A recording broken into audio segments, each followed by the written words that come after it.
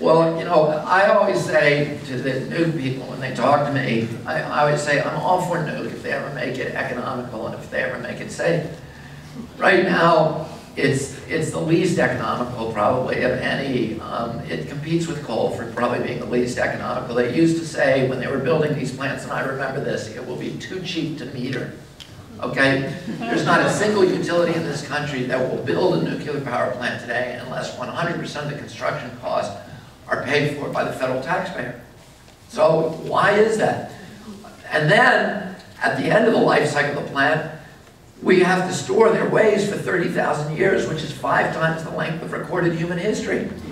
Okay, you know, what kind of subsidy is that? What kind of deficit spending is that to dump on our children? So those are just two of the costs.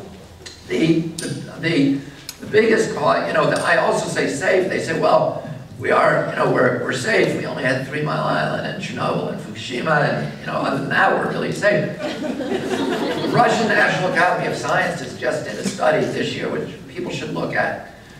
And because the nuke industry for years has always said, well, there was only 73 people killed as a result of Chernobyl.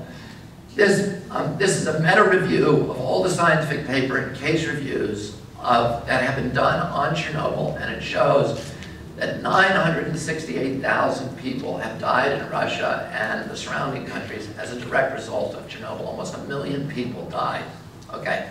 But here's what I say to them, because they say, well, we're different than Chernobyl. I say, if you're safe, then get an insurance policy.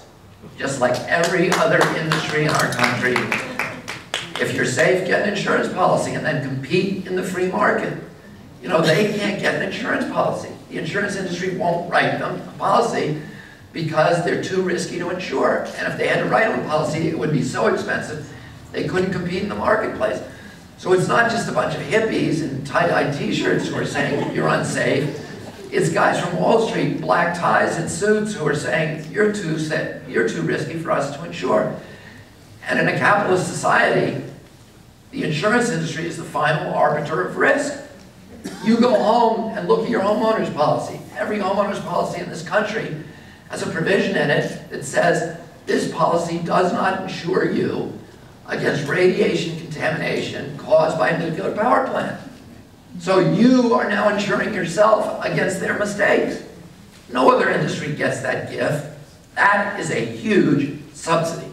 So I would say the construction, the insurance, and the storage make this so expensive that there's no way that it could compete in any normal marketplace. It has to be, the only way it can compete is by spending money, spending whatever profits they make to control the political process and to get their politicians, their political toadies and indentured servants in Congress to pass laws to force us to buy their power rather than economic, green, clean, safe, and patriotic power that we could produce for a tiny fraction of the